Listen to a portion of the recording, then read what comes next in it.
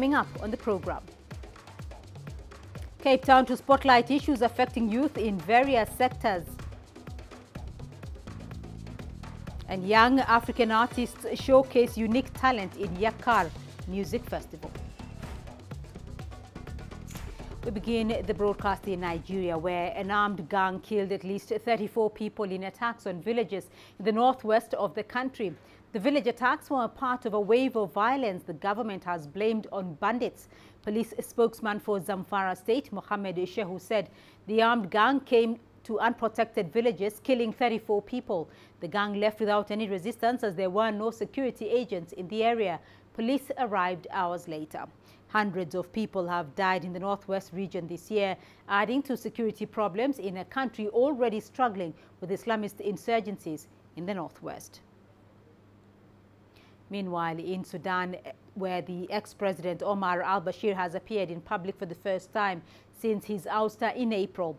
On Sunday, he was charged with corruption-related offences at the prosecutor's office in Khartoum. The acting prosecutor general has said that Bashir will soon face trial. The 75-year-old former leader is currently being held in a prison in Khartoum North. The military overthrew and detained Bashir after 16 weeks of street protests against his 30-year rule. Chinese President Xi Jinping has been in Tajikistan for a state visit. He has been attending the 5th summit on the Conference on Interaction and Confidence-Building Measures in Asia. President Xi and his Tajik counterpart, Emomali Rahmon, had agreed to deepen strategic ties between the two nations. Tajikistan currently holds the CICA presidency. Every country is inseparable from security factors. The current security cooperation between CICA members is of great significance, in which China plays an important role. Win-win is what China has been calling for in the One Belt and One Road initiative from the very beginning. This initiative coincides with the purpose put forward by the member states of the CICA mechanism. The goal is to achieve the highest level of mutual benefit by means of dialogue and negotiations, in addition with the reduction of tension between Asian countries and regions involved in conflict. In Kenya, the China Southern Airlines has launched a new route between Nairobi and Changsha, the capital of Hunan province in China. The direct flight has the potential to boost tourism and economic opportunities for the East African nation. This comes in the wake of the first China-Africa Economic and Trade Expo, which will be held on the 27th of June. A delegation of Kenyan officials will attend the event in Changsha to introduce local agricultural products. We believe that small and medium-sized private enterprises in Hunan will find opportunities for their development in Kenya. More enterprises will invest in Kenya and Africa. With the opening of the China-Africa Economic Trade Expo, trade between the two sides will provide a good opportunity for Kenya's agricultural products to be exported to China. Many Chinese tourists will be able to fly over and experience the magic of the East African savannas. And we hope that more Kenyan friends will also visit China on this flight. On May the 7th, the United Nations General Assembly elected Tunisia as a non-permanent member of the Security Council for the period 2020 to 2021. The country's foreign minister declared that Tunisia will be the first defender of Arab and African positions submitted to the Security Council. In addition, Tunisia will work in collaboration with member countries to avoid the outbreak of conflicts and to resolve them peacefully. CGTN's Adnan Chauchi is in the capital, Tunis, and filed this report. Foreign Minister Changsha NAIROBI announced the priorities set out in Tunisia's action program during its term as a non-permanent member of the United Nations Security Council for the period 2020-2021, and this in collaboration with UN member countries, including those represented within the Council. There are many reasons for unrest and war in the region. Tunisia will work within the UN Security Council and rely on its good ties with the 5 permanent member states and 10 elected members to ease tension and to be the voice of wisdom to prevent the escalation of regional crises. The head of the Tunisian diplomacy added that Tunisia will defend the interests of Africa and Arab countries during its 2-year term. Tunisia will be the Security Council, the voice of Africa, the voice of the Arab world, and will endeavor to build bridges between different stakeholders to maturize peaceful political solutions to all international conflicts. Genawi called for peaceful settlements in Syria, Yemen and Libya. Algerian Foreign Minister Sabri Boukaddoum emphasized during the meeting with his Tunisian and Egyptian counterparts earlier this week Tunisia's role in resolving the Libya crisis within the UN Security Council. We are confident that Tunisia's election in the Security Council with a record vote will instill the goal of resolving the Libyan crisis and the crisis in our region in general, and establishing peace and prosperity.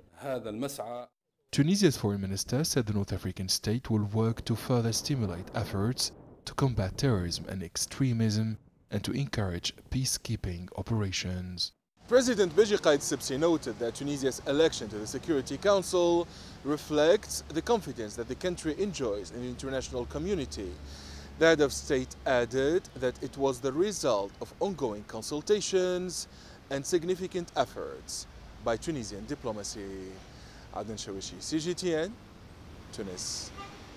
To South Africa now, where Youth Day is being commemorated throughout the country. This is in recognition of the sacrifices young people have made in their activism during the apartheid era. Throughout the month of June, the city of Cape Town will focus on issues affecting the youth, including high unemployment, education, crime, and the promotion of a diversity of cultures and heritage. CGTN's Travis Andrews has this report.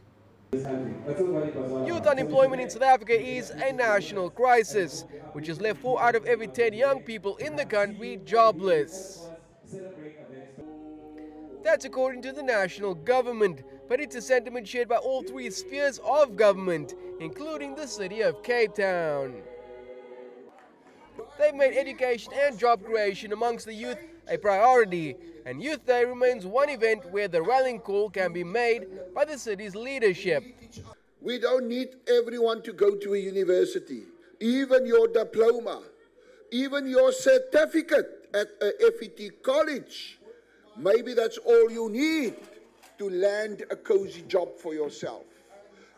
Bear that in mind. South Africa needs academia, qualified people on a wide front. For many young people in the township, though, opportunities post-education still remain far and few between, with the expanded public works program providing at least some interim casual employment. But that's an issue which remains on the agenda of the city's Youth Council, who are also fighting against issues that affect young people from across the social and economic divide. I think one of the main issues is the fact that we realize that the unemployment rate for youth is 55%. So we need to educate ourselves in order to get a job. And I think we're very disappointed in our education system, and that's something that through fees must fall through from the ground levels up. We're trying to change that. But there's also an importance of promoting the cultural diversity that the city has inherited, which is something that can bring the youth together. From community violence to educational issues, Cape Town's youth is facing almost unprecedented societal challenges. And it's not just their senior representatives within their local council that they're turning to. They also turn into community arts centres, where their inner creativity can be explored with traditional dancing, which is also a form of social expression that can be handed down from generation to generation. We unite ourselves and teaching us, exchanging our cultures to the other people who don't know, and to our people who come and visit South Africa. And Youth Month is a very important month because our leaders have made a change for us to be where we are today. Now, though, the spotlight on the country's youth places an importance on finding a common solution that can push the city forward, so that it can be prosperous for every single one that calls the mother city home. Kavzadu, CGTN, Cape Town. You're watching Africa Live, still ahead on the program. Young African artists showcase their unique talent in Yakar Music Festival. And Abidjan artist recycles used cans into art.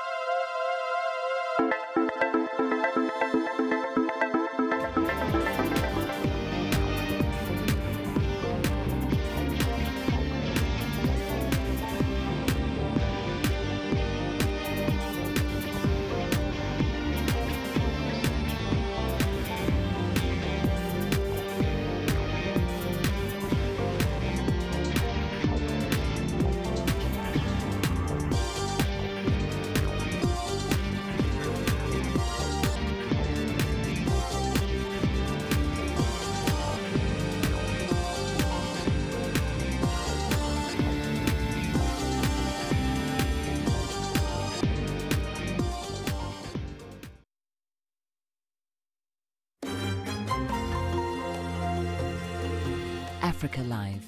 Find your voice.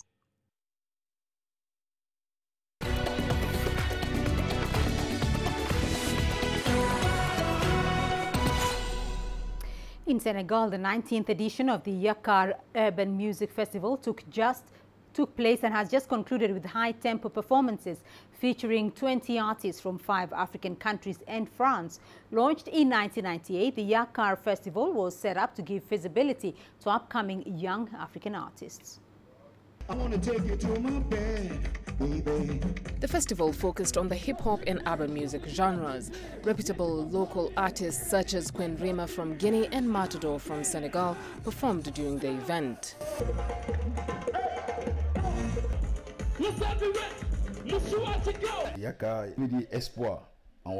Yakar means hope in Wolof. We have focused on young people because we believe we have a duty to help them as we started out like them. I want to support them and accompany them in their first steps. We have had more than 20 years of experience in this field, and today I think we need to pass the torch on to the new generation so that they can also succeed and fulfill their dreams. For us, the Yakar Festival is a platform. If all countries and institutions encourage such initiatives, it would enable many young people to fulfill their dreams. Senegalese and African youth have enormous talent. They have a lot of drive, a lot of will, and a determination to move forward. Free trainings were offered to young artists at the festival, including managers working in urban music. This initiative was geared towards strengthening the entertainment industry systems like coaching and music management. It really is a great initiative. In addition to discovering the country, I have made some very important encounters. These kind of encounters help to boost an artist's career, and for me, it is a new step that I have just taken here. Above all, it is a great pleasure for me to meet other actors from the sub-region with whom we should be able to collaborate. It also allows me to discover new things that I can offer to the public in my country. Personally, this session allowed me to acquire new editing knowledge and improve on my former abilities. Through this training session, I am working to help young managers understand the entire musical and performing arts ecosystem, which is the most interesting part, because that is when the artist meets his audience. I hope to improve the strategy they will have to implement to promote artists, reach more audiences, and have more productive tours. From 1998 to 2019, the Yakar Festival produced more than 2,000 young Senegalese and international artists. The 2019 edition awarded actors working for the development of urban music in Senegal. Beryl Oro, CGTN. International Yoga Day falls on June the 21st, but celebrations have already begun around the world. In Uganda, yoga enthusiasts gathered and flexed their bodies. It is a practice that's gaining popularity in Uganda. CGTN's Leon Tinyange tells us more. As you exhale, we'll go ahead and fold forward. The stretches and the meditation. People from various backgrounds participated in celebrating International Yoga Day.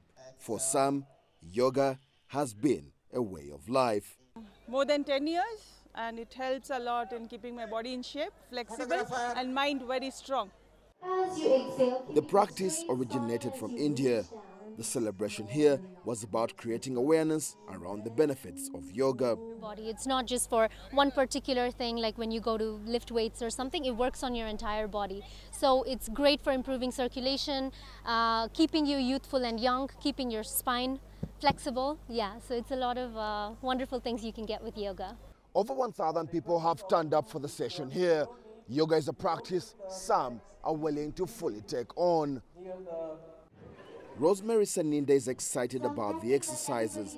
It is her first time doing yoga. I feel so relaxed, I feel so good, and what has excited me most is that this exercise doesn't require equipment as such, so no one would say it is expensive. While the adults pick up the practice, the message of a healthy way to live seems to be trickling down to the children too. Leon Sanyange, CGTN, Kampala, Uganda. An artist from Côte d'Ivoire is creating collages using a unique material, beer and soda cans. He is giving these discarded items a new lease of life in order to highlight the impact of waste on the environment. CGTN's Daniela Pearson has more. Wilfred Traoré roams the streets of Abidjan looking for discarded cans. Here is where the Ivorian artist finds inspiration, as well as the material he needs for his artwork. There are days when I'm walking the streets and all the cans I can pick are the same color, especially this red and grey color. There are days when that's all I can find, and there are the other days when I can find a lot of variety of colors. So today has been a good day. Traoré says he couldn't just ignore how much waste there was, especially in the lagoons and rivers around the West African city that he calls home. I started seeing cans and other plastic waste floating in the water, polluting the environment. So I started asking myself, doesn't throwing waste in the water pollute the environment and threaten the species living in the water? Traoré collects 2 to 3 sacks of these cans to complete each project. Each sack can weigh up to 50 kilos. He cuts up the cans into little pieces to create the shapes he needs.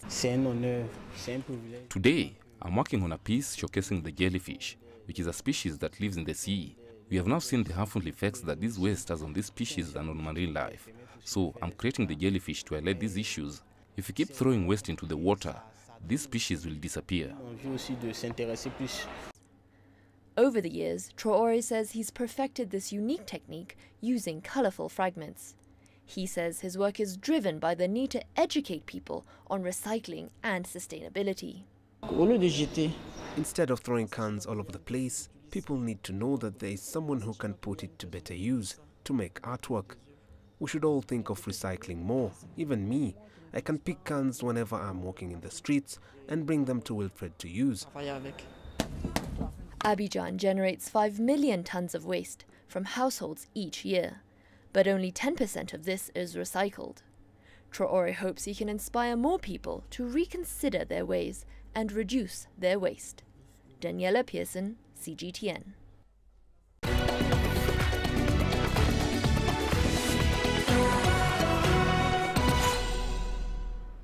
Let's start your sport with cricket, where South Africa recorded their first win at the ongoing Cricket World Cup with a 9-wicket victory over Afghanistan in Cardiff.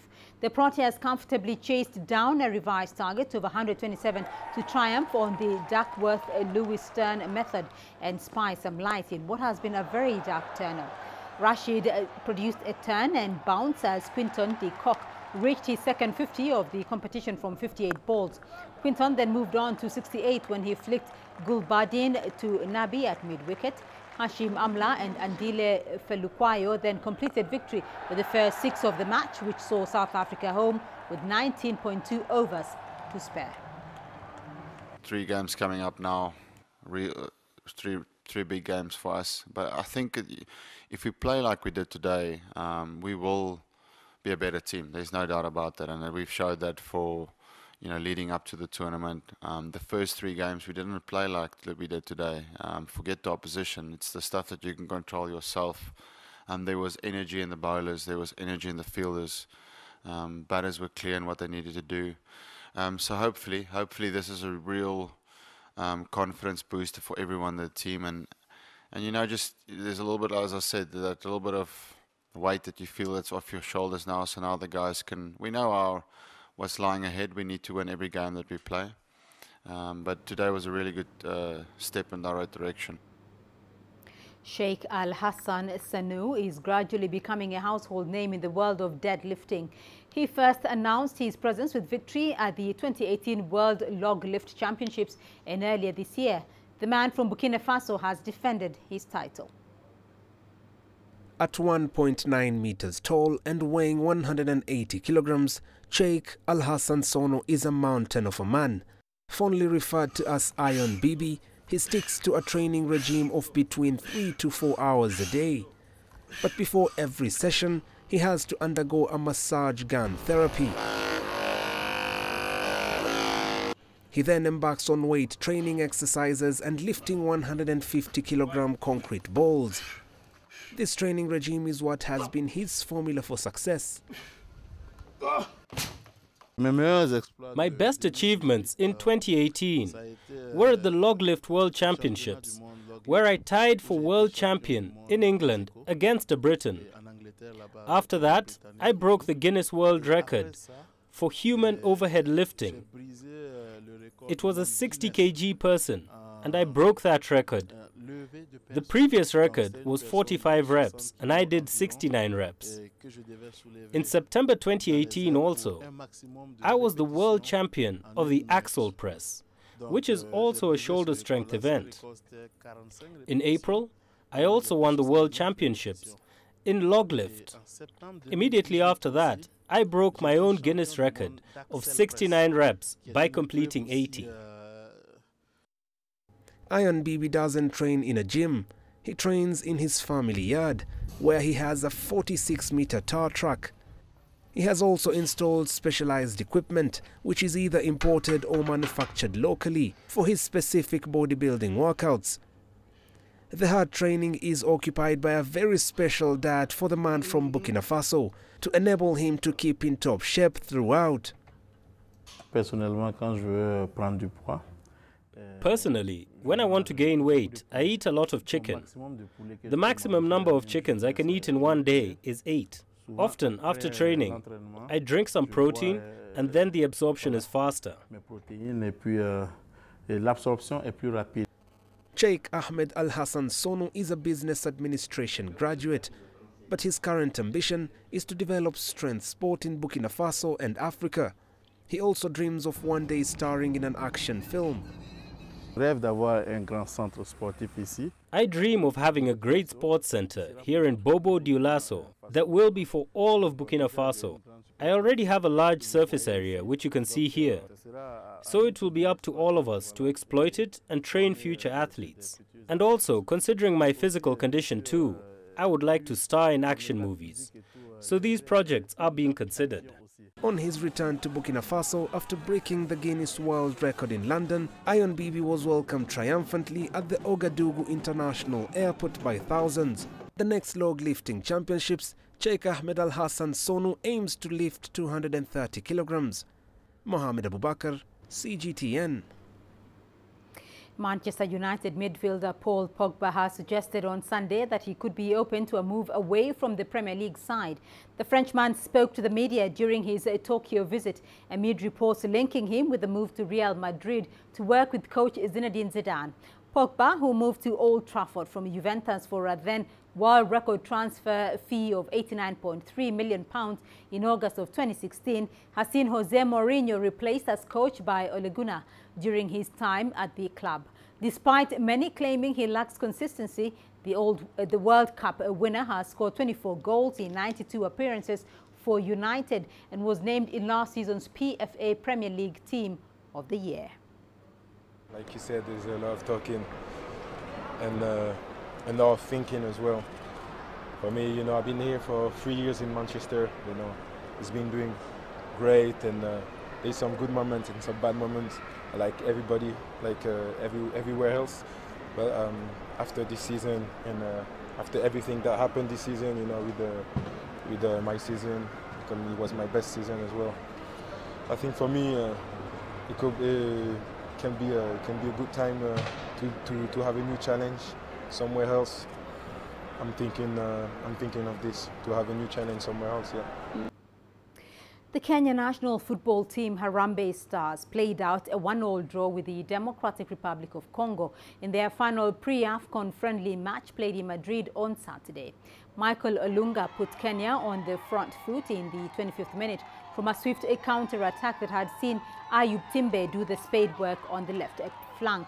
Stars would have gone behind at the start of the second half when Cedric Bukambu stepped up to take a penalty he had been awarded after Patrick Matasi brought him down in the box. Matasi then stepped up to save the spot kick, keeping Kenya in the match. In the 86th minute, DRC's Arthur Masuaku's low effort from a free kick slipped through Patrick Matasi's fingertips and into the net. Both sides would then fail to find a winner, the match ending 1-0. It was really interesting today. But when you play as a strong team, you forget one detail. You think it's finished. It's never finished. Because at the end, they can win maybe, if it's 2 minutes more, you know. It will be terrible because I think we were, during 80% of the time, above the opponent. But if you forget one detail sometimes, if you don't respect the football kills you, and you receive a punishment. If you can't win, you don't have to lose. So I'm satisfied because we score and we make a draw, but we have to change something. To South America now, where Roger Martinez scored an outstanding goal as Colombia beat Argentina 2-0 in a Copa America Group B opener on Saturday that burst into life after a sluggish start. Just as Colombia looked like being overwhelmed by a dangerous-looking Argentinian side, substitute Martinez controlled a cross-field ball on the left wing before cutting across the area and smashing it into the far top corner. The stunning strike came in the 71st minute, and Martinez's fellow substitute Duvan Zapata made sure Colombia took all the points by pouncing from close range to knock in a cross from Jefferson Lema 15 minutes later. Colombia top Group B with 3 points ahead of Qatar's meeting with Paraguay on a Sunday. And another match played out on Saturday night, so Venezuela and Peru begin their Copa America with a nervous 0-0 draw in a match marked by 2 Peruvian goals denied after consultation with the VAR. Christopher Gonzalez's 11th minute goal was disallowed for offside earlier in the move, and then Jefferson Farfan suffered the same fate 19 minutes into the second half after his header hit the net. Peru were unfortunate not to sneak all 3 points, with Venezuelan goalkeeper Volca Varines making a superb reflex save to scoop the ball off the line in the closing minutes of the match. The draw means both sides are tied in second place in Group A behind host nation Brazil, who beat Bolivia 3-0 in the tournament's opening match. And that's it for this edition of Africa Live. Remember, you can send your feedback to the contact on your screen and follow us on our digital media platforms. And thank you for watching. I'm Beatrice Marshall in Nairobi. From me and the team here on Africa Live, thank you for watching and stay tuned. Bye-bye.